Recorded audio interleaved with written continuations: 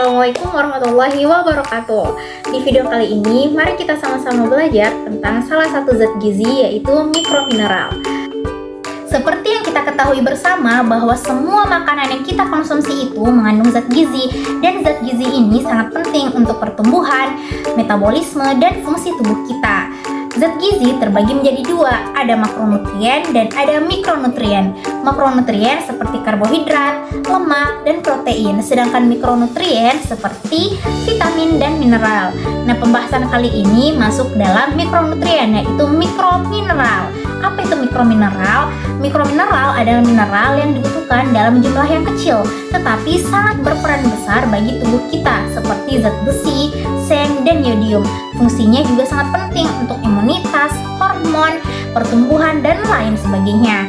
Ketika kita mengonsumsinya kelebihan ataupun kekurangan, itu dapat menyebabkan gangguan kesehatan yang besar. Nah, untuk lebih lanjut, mari kita sama-sama belajar dan menyimak penjelasan dari teman-teman kita. Hai, sekarang kita akan membahas mengenai karakteristik zat gizi mineral mikro.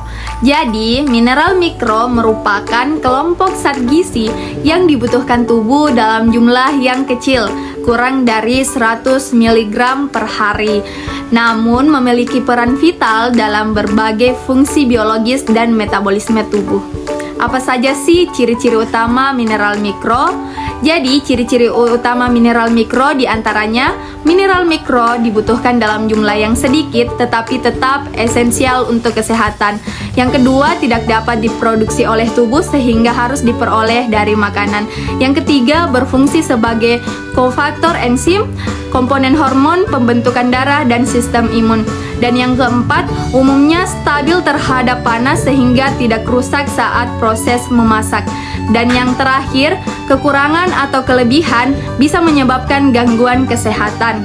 Nah, sekarang kita simak materi selanjutnya tentang jenis, fungsi, dan contoh mineral mikro.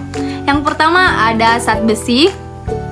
Zat besi berperan penting dalam pembentukan hemoglobin, yaitu komponen sel darah merah yang membawa oksigen ke seluruh tubuh. Kekurangan zat besi dapat menyebabkan anemia, lemas, dan mudah lelah. Zat besi banyak ditemukan dalam daging merah, hati, dan sayur berdaun hijau seperti bayam. Yang kedua ada yodium, diperlukan untuk memproduksi hormon tiroid yang mengatur metabolisme tubuh. Jika tubuh kekurangan yodium, bisa terjadi gangguan seperti gondok atau hambatan pertumbuhan pada anak. Sumber utama yodium adalah garam beriodium dan makanan laut seperti rumput laut. Yang ketiga ada seng. Seng memiliki peran penting dalam sistem kekebalan tubuh, penyembuhan luka, dan pertumbuhan sel. Kekurangan seng dapat menyebabkan sistem imun melemah, luka sulit sembuh, dan gangguan pertumbuhan. Seng dapat diperoleh dari makanan seperti daging, kerang, dan kacang-kacangan. Yang keempat ada tembaga. Tembaga dibutuhkan dalam pembentukan enzim dan jaringan ikat. Jika kekurangan tembaga, dapat menyebabkan anemia dan gangguan saraf. Tembaga bisa didapatkan dari hati, biji-bijian, dan kacang-kacangan. Yang kelima ada selenium. Mineral ini bertindak sebagai antioksidan dan membantu fungsi kelenjar tiroid. Kekurangan selenium dapat mengakibatkan gangguan jantung dan kelemahan otot. Sumber selenium termasuk ikan, telur, dan biji bunga matahari. Yang keenam ada fluor. Fluor berguna untuk menjaga kekuatan gigi dan mencegah gigi berlubang. Bila kekurangan, gigi menjadi rapuh dan mudah rusak. Fluor biasanya didapatkan dari air minum yang mengandung fluorida dan teh. Yang ketujuh ada kromium. Kromium membantu tubuh dalam mengatur kadar gula darah dengan meningkatkan efektivitas insulin. Kekurangan kromium bisa mengganggu metabolisme glukosa. Kromium terdapat dalam brokoli, daging, dan biji-bijian. Yang kedelapan ada mangan. Mangan terlibat dalam pembentukan tulang dan kerja enzim tubuh. Bila kekurangan, dapat menyebabkan pertumbuhan tulang terganggu. Mangan dapat diperoleh dari kacang, teh, dan sereal. Yang terakhir ada molibdenum. Molibdenum penting untuk metabolisme beberapa enzim termaksud yang terlibat dalam pemecahan purin dan sulfur. Kekurangannya sangat jarang terjadi, namun bisa mengganggu metabolisme tubuh. Contoh molybdenum seperti kacang-kacangan. Hai, saya akan menjelaskan fungsi zat gizi mikromineral. Di mikromineral terbagi menjadi 3.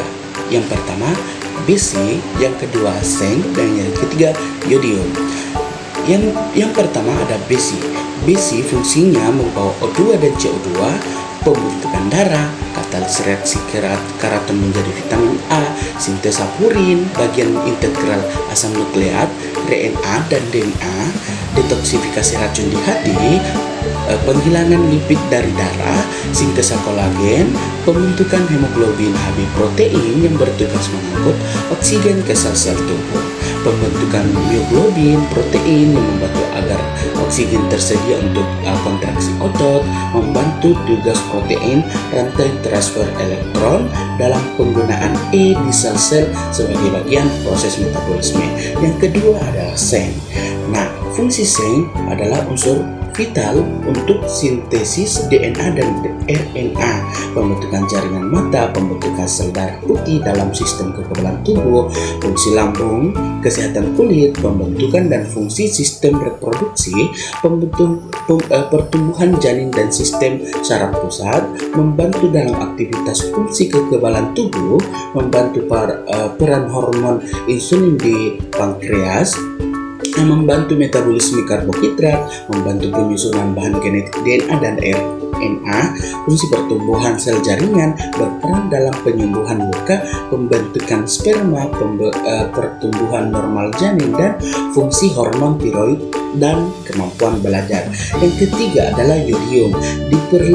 Fungsi yodium ini diperlukan untuk pengaturan suhu tubuh, sintesa protein dan reproduksi, membantu pertumbuhan dan perkembangan sistem syaraf serta fungsi neuromuskular.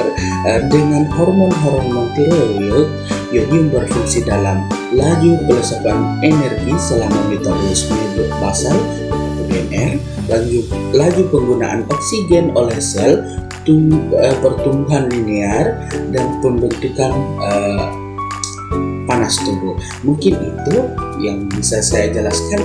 Yuk simak penjelasan berikutnya. Nah, tadi kita sudah sama-sama menyimak nih tentang fungsi mikromineral dalam tubuh kita. Sekarang mari kita sama-sama belajar tentang peran mikromineral dalam sistem otak, sistem saraf, dan imun tubuh kita. Dari sistem otak dulu ya. Nah, yang pertama ada zat besi. Zat besi ini sangat penting untuk pembentukan selubung mielin atau lapisan pelindung saraf yang mempercepat transmisi impuls saraf di otak. Ini juga berperan dalam pembentukan sel darah merah yang mengangkut oksigen ke seluruh tubuh, termasuk otak, sehingga mendukung fungsi kognitif dan kecerdasan. Kedua, ada zinc atau seng. Zinc berfungsi untuk stabilisasi membran otak, mendukung aktivitas neurotransmitter, dan memperkuat sinyal antar sel otak atau sinapsis. Zinc juga berperan dalam pengaturan emosi, daya ingat, dan kemampuan belajar. Zinc juga penting untuk kekebalan otak dan penyembuhan jaringan. Ketiga, ada yodium. Yodium merupakan bagian penting dari hormon tiroid yang mengatur metabolisme tubuh dan perkembangan otak, termasuk pada masa awal kehamilan dan awal kehidupan. Nah, yang keempat ada selenium. Selenium berperan dalam perlindungan otak dari kerusakan oksidatif dan logam berat melalui aktivitas antioksidan. Ini juga membantu menjaga kesehatan otak dan mendukung metabolisme hormon tiroid yang berpengaruh pada fungsi otak. Yang kelima ada tembaga atau koper. Tembaga diperlukan untuk pembentukan jaringan otak dan fungsi sistem saraf, berperan dalam produksi neurotransmitter dan perbaikan jaringan saraf. Yang keenam ada mangan. Mangan membantu metabolisme zat gizi yang mendukung fungsi otak dan regenerasi sel, berperan dalam pembentukan tulang dan fungsi saraf yang optimal. Lanjut ke sistem saraf. Pertama, ada zat besi. Zat besi sangat penting dalam produksi dan pemeliharaan mielin seperti yang kami sebutkan juga tadi di sistem otak.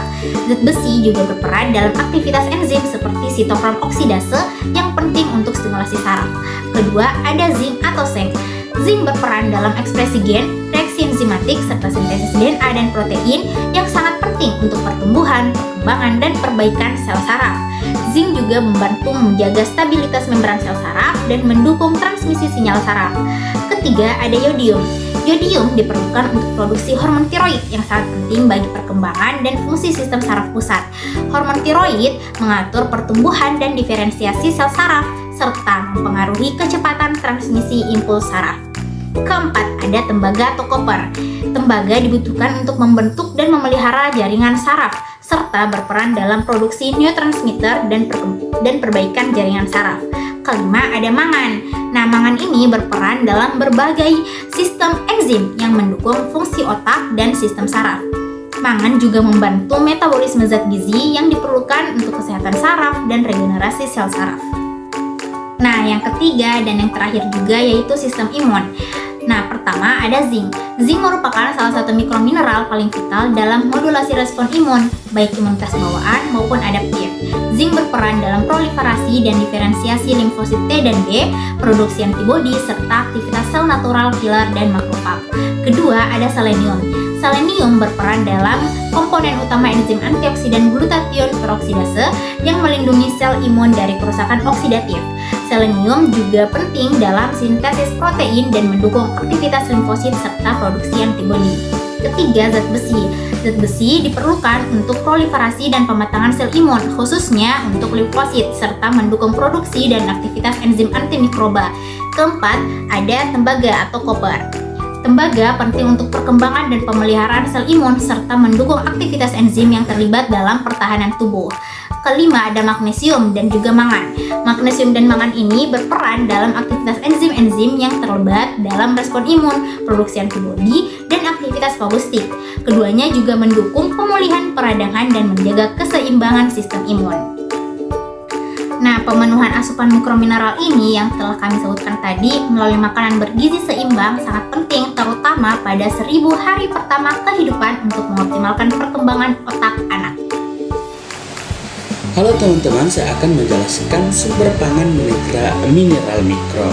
Nah, di sini ada terbagi menjadi 3 lagi. Yang pertama ada besi. Besi terbagi menjadi 2, ada besi hem dan besi non hem. Di besi hem ada daging, jeroan, dan ikan dan unggas. Di besi non hem ada kedelai, kacang-kacangan, sayur daun hijau, dan rumput laut. Yang kedua ada seng. Nah, sumber utama kandungan tinggi pangan kaya protein, terutama ikan, kerang, unggas, hati, dan daging. Nah, sumber kedua kandungan sedang, kacang-kacangan, dan produksi biji-bijian kulit penuh.